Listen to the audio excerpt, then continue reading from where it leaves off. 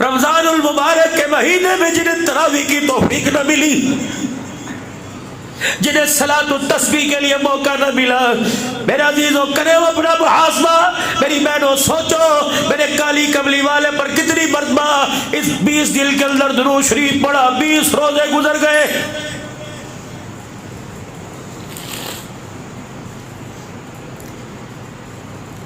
سیدہ ام سلمہ رضی اللہ تعالی عنہ فرماتی ہے کب پاک پیغمبر میرے گھر میں تشریف لے کے آئے، اللہ اکبر کبیرہ والحمدللہ کثیرہ سبحان اللہ الحمدللہ کبیرہ والحمدللہ حمدا کثیرہ سبحان اللہ بکرۃ واصیلا۔ پاک پیغمبر تشریف لائے اور دیوار کا سہارا لے کے کھڑے ہو گئے۔ ام سلمہ کہتی میں ڈر گئی، میں تھک گئی، میں گھبرا گئی، پتہ نہیں کیا ہوا، مدینے پر کسی نے حملہ تو نہیں کر دیا، میں نے جلدی قریب گئی، میں نے کہا کیا ہوا، کہ اے ام سلمہ کچھ کھانے کو دے دے، بھوک نے میری کمر ٹیڑھی کر دی، اے ام سلمہ کچھ تیرے پاس ہے؟ حضرت ام سلمہ کہتی ہے میرے پاس کچھ نہ تھا، 2-4 دل کی سوکھی روٹی کے، جو کے بیچنے آٹے کے روٹی کے ٹکڑے میں وہی اٹھا کے لے آئی۔ آپ نے روٹی کے ٹکڑوں کو دونوں ہاتھوں میں لیا، سخت تھے توڑے نہ گئے۔ آپ نے ام سلمہ اتنا سا زیتون کا تیل ہوگا اس روٹی پر لگا دے، میرے سے چبائی کوئی نہیں جا رہی۔ حضرت ام سلمہ کہتے ہیں خدا کی کرنی اس وقت ڈبے میں زیتون کا تیل ہی کوئی نہیں تھا، جو ڈبہ تھا میں لے کے آ گئی۔ جب روٹی پکاتے ہیں چولہا جلتا ہے، کالے کالے ذرات ہوا میں اڑتے ہیں، وہ کبھی روٹی پر چگیر ہاٹ پاٹ، کبھی ڈبے میں گرتے ہیں، وہ کالے کالے ذروں سے ڈبہ بھرا پڑا تھا۔ میں نے کہا سونے ماں باپ قربان ہو، آج نہ گھر میں روٹی نہ ڈبے میں تیل۔ اللہ کے پیغمبر نے یوں کر کے آستین چڑھائی، روٹی کے سوکھے ٹکڑے پکڑ کر اپنا ہاتھ ڈبے میں ڈالا اور دائیں بائیں یوں کر کے پھیر دیا، اور یوں کر کے روٹی کا ٹکڑا جب باہر نکالا تو کالے کالے ذرات ساری روٹی پہ لگے تھے۔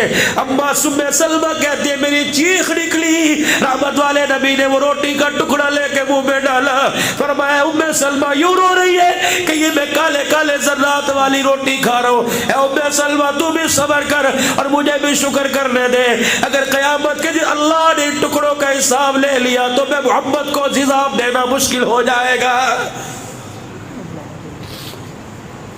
دہی بھی ہونی چاہیے، لسی بھی ہونی چاہیے، پراٹھے سوکھی تری روٹی ہونی چاہیے، لیکن روزہ نہیں ہونا چاہیے، تقویٰ نہیں ہونا چاہیے، اخلاق نہیں ہونا چاہیے، کردار نہیں ہونا چاہیے، ایمان نہیں ہونا چاہیے، باقی سب کچھ ہونا چاہیے۔ غور خوص کر، تجھے سیدہ فاطمہ الزہرا کا سامنا کرنا ہے، تجھے سیدہ زینب کا سامنا کرنا ہے۔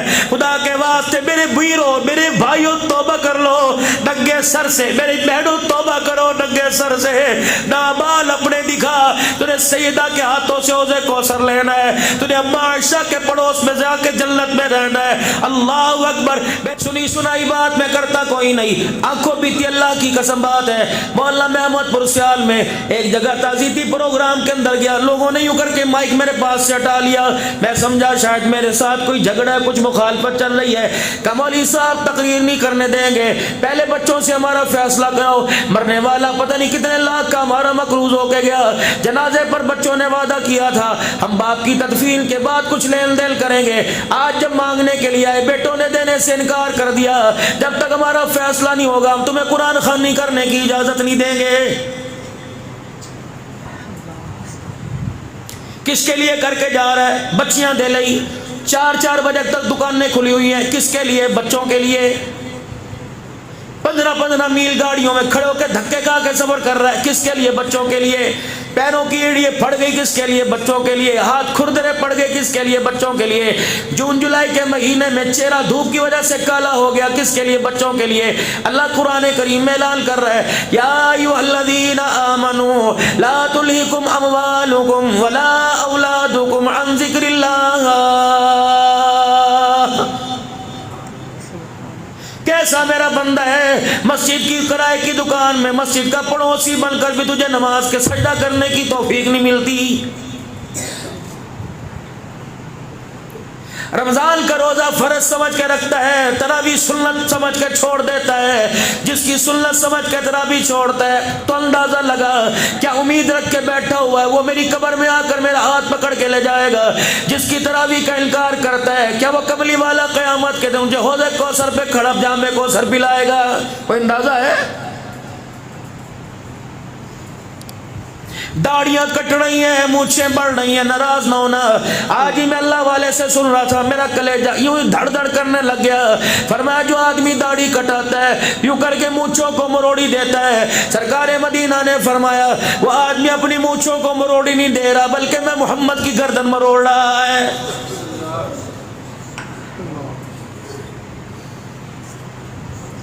شیشے کے آگے کھڑے ہو کر میرے عزیزو اپنی حیثیت کا اندازہ لگانے والوں، سب سے بڑا آئینہ تو لقد کان لکم فی رسول اللہ اسوۃ حسنہ، رحمت والے نبی کی پروردگار عالم نے 63 سالہ زندگی کو ساری امت کے لیے نمونہ بنا کے رکھ دیا ہے۔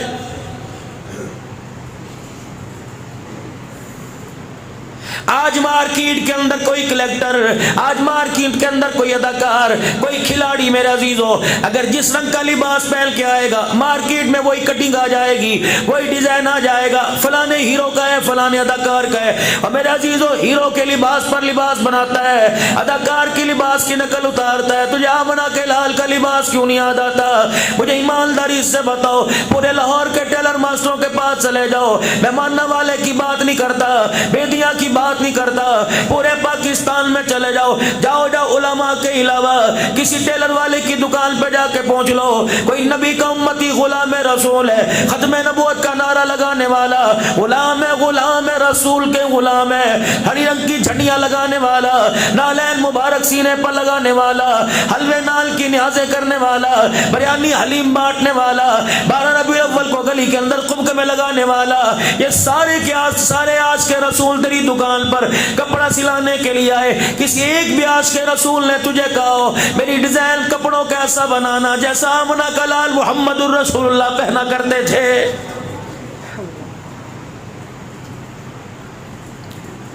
پردے کے اندر بیٹھی کوئی کنیز فاطمہ ہے، پردے کے اندر بیٹھی کوئی فاطمہ ہے، کوئی خدیجہ کوئی عائشہ بیٹھی ہوئی ہے، پردے کے اندر میرے عزیزو کوئی سکینہ کوئی زینب رقیہ ام کلثوم بیٹھی ہوئی ہے۔ مولوی صاحب کوئی نام بتا دو، مولوی صاحب میں اپنی بچی کا نام عائشہ رکھ رہا ہوں، مولوی صاحب میں اپنے بچے کا نام محمد رکھتا ہوں، مولوی صاحب میں اپنے بچے کا نام ابو بکر رکھتا ہوں۔ رب کعبہ کی قسم ہے کس ابو بکر کی بات کرتے ہو جو اپنی آنکھوں کے اندر اپنے انگوٹھے مار رہا تھا؟ حضرت عمر صحابہ اکرام پوچھنے لگے اے ابو بکر تو آنکھوں کو تکلیف کیوں دے رہا ہے؟ کہ رحمت والے نبی کا دیدار کرتے کرتے پلکوں کے ساتھ ٹکرا گئی، سزا دے رہا ہوں حضور کا دیدار کرتے کرتے آنکھیں کیوں بند ہو گئی؟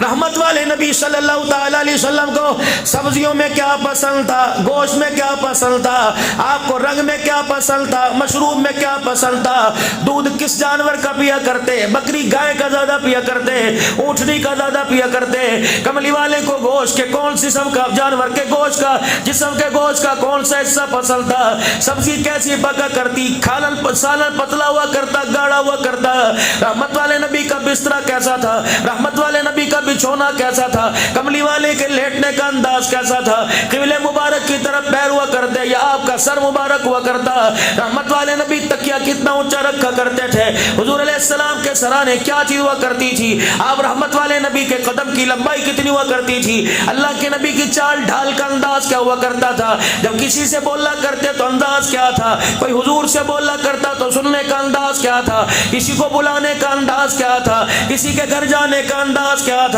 لقد کان لکم فی رسول اللہ اسوۃ حسنہ، پروردگار عالم نے آپ پر میرے پر احسان فرمایا، آمنہ کے لال کی پیدائش سے لے کر قبر میں جانے تک کی ساری زندگی کو امت کے لیے محفوظ کر کے رکھ دیا ہے۔ ایک دن میرے استاد محترم مولوی محمد اسماعیل صاحب نور اللہ مرقدہ، جن سے ہم سارے بہن بھائیوں نے قرآن پاک پڑھا، میرا ہاتھ پکڑ کے رونے لگ گئے کہ عبدالحنان تو میرا پڑوسی ہے، تو میرے قریب ہی رہتا ہے، عبدالحنان میری ایک درخواست ہے۔ میں نے کہا حضرت جی کیا درخواست ہے؟ کہ اگر میرا انتقال ہو جائے، اگر تو میرے انتقال پر پہنچ جائے، میری میت کو سنت کے مطابق غسل دیجیو، صحیح میت کے مطابق سنت کے مطابق کفن پہنانا، سنت کے مطابق مجھے قبر میں اتارنا، کوئی ٹوپی میرے سر پہ نہ رکھیو، کوئی رومال نہ رکھیو، 3 کپڑوں میں مجھے غسل دے دینا، سینہ بند اور 2 چادروں میں دے دینا۔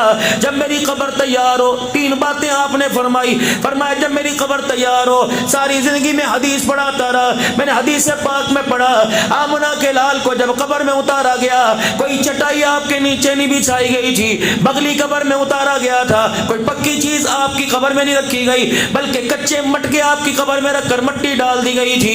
رب کعبہ کی قسم ہے، اگر تم نے معیار زندگی پانا ہے، اگر تم نے کردار پانا ہے، دنیا آخرت کے اندر کامیاب ہونا ہے، تو چال میں، ڈھال میں، بول میں، قول میں تمہیں آمنہ کے لال کے طریقوں کو اپنانا پڑے گا۔ ماں اولاد کی اتنی تربیت نہیں کرتی، باپ اتنی دیکھ بھال نہیں کرتا، دادا نانا اتنا خیال نہیں کرتا جتنا مکے کا در یتیم ساری امت کے لیے رو کر ان کا خیال کر کے چلا گیا ہے۔ صحابہ اکرام کا مجمع بیٹھا ہوا ہے، نبوت والی آنکھوں میں آنسو آئے، پلکوں سے آنسو زمین پہ گرنے لگے۔ یا رسول اللہ ماں باپ قربان ہو، کس وجہ سے آنکھ میں آنسو آ گیا؟ فرمایا دیکھنا قیامت کے دن مجھے اللہ کے سامنے شرمندہ نہ کروا دینا۔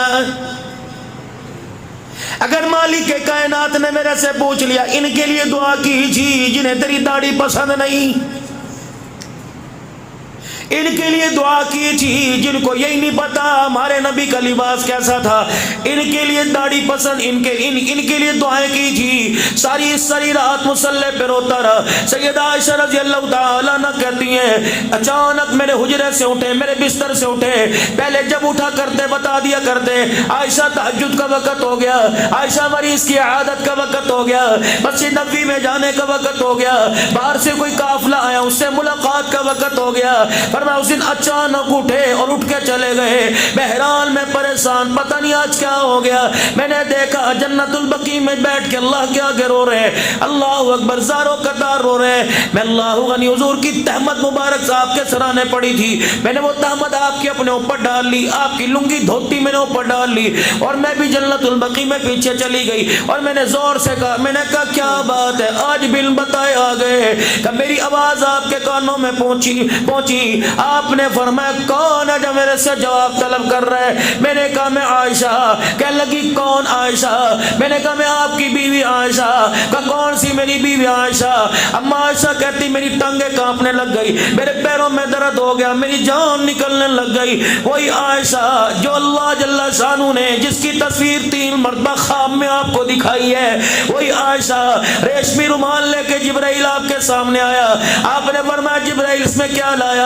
کہ ابو بکر کی بیٹی کا چہرہ لے کے آیا، کملی والے، اتنی ناز و نام والی، اتنی بخت و مقدروں والی، اتنی اعزاز کی مالکہ ہے۔ اللہ کے پاک پیغمبر ساری دنیا کے رشتوں کے لیے ماں باپ انتخاب کرتے ہیں، سیدہ عائشہ کا انتخاب تیرے لیے عرش والے خدا نے کیا ہے۔ دیکھ رشتہ لے کے جبرائیل آیا، اس سے بڑی سعادت کی کیا بات ہوگی؟ تصویر دکھانے جبرائیل آیا کہ کملی والے آسمان والوں نے تیری بستر کے لیے اللہ اکبر اس عورت کو پسند کیا ہے۔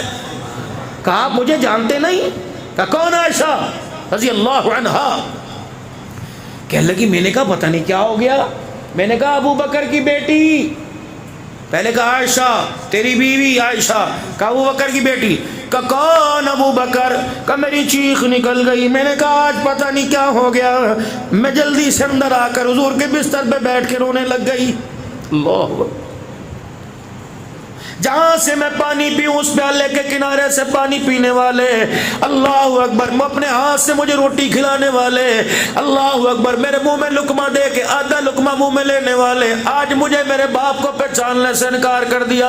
یہ وہی ابا ہے جو 3 راتیں غار میں گود میں لٹا کے بیٹھا، یہ وہی ابا ہے سانپ ڈنگ مارتا رہا۔ ابو بکر نے سانس تک نہ لی، کہ اگر میں مر گیا میرا نقصان ہو جائے گا، اگر کالی کملی والے کی نیند میں خلل آ گیا عرش والا خدا ابو بکر سے ناراض ہو جائے گا۔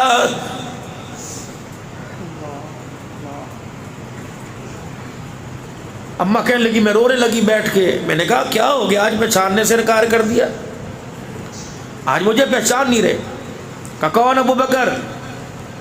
کہا میں اندر چلی گئی, میں نے غصے میں چادر اتاری, میں نے سرانے رکھ دی, پھینک دی میں نے چادر. اتنے میں رحمت والے نبی تشریف لائے اور میں منہ موڑ کے بیٹھ گئی. عائشہ کہ میں نے جواب کوئی نہیں دیا, عائشہ کہ میں نے جواب نہیں دیا. تیسری مرتبہ فرمایا کہ میں ڈر گئی کہ خدا ناراض نہ ہو جائے. میں نے کہا ماں باپ قربان ہیں. وہ چند قدم کے فاصلے پر پہچاننے سے انکار کر دیا. اب عائشہ ایسا کر رہے ہو؟ فرمایا عائشہ قصہ بتا کیا ہوا؟ کہ جی جب آپ جنت البقیع میں جا کے بیٹھ گئے, میں آپ کے پیچھے آئی. میں نے کہا پتہ نہیں کیا بات ہو گئی, جبرائیل کوئی وحی لے کے آیا, کوئی دشمن نے حملہ کر دیا, یا عذاب آسمان سے اترنے لگا, یا قیامت قریب آ گئی. میں ڈر گئی, تھک گئی, میں آپ کے قریب ہو گئی. پھر آسمان سے بارش برسنے لگ گئی. کملی والے تحمد بھی تو آپ اپنا گھر بھول گئے تاکہ میں آپ کے اوپر اڑا دیتی, بارش کے قطرے آپ کو تنگ نہ کرتے. آپ نے فرمایا عائشہ بارش ہو رہی تھی؟ میں نے کہا واللہ بارش ہو رہی تھی. دیکھو جو آپ کی تحمد سر پہلی یہ گیلی ہو گئی. آپ نے اپنے جسم اطہر پر ہاتھ پھیرا. عائشہ ذرا ہاتھ پھیریو. اماں کہتی ہے میں نے کپڑے پلو آگے پیچھے حتیٰ کہ پاؤں کے جوتے پہ ہاتھ پھیرا, میری چادر پانی میں گیلی, لیکن پاک پیغمبر کے کپڑوں پر مجھے بارش کا ایک قطرہ بھی نظر کوئی نہیں آیا. میں اور ڈر گئی. میں نے کہا وہاں تو کھڑے کہہ رہے تھے کون عائشہ؟ میں نے کہا میں تیری بیوی عائشہ. آپ نے فرمایا کون میری بیوی عائشہ؟ میں نے کہا صدیق کی بیٹی عائشہ. آپ نے فرمایا کون صدیق کی بیٹی عائشہ؟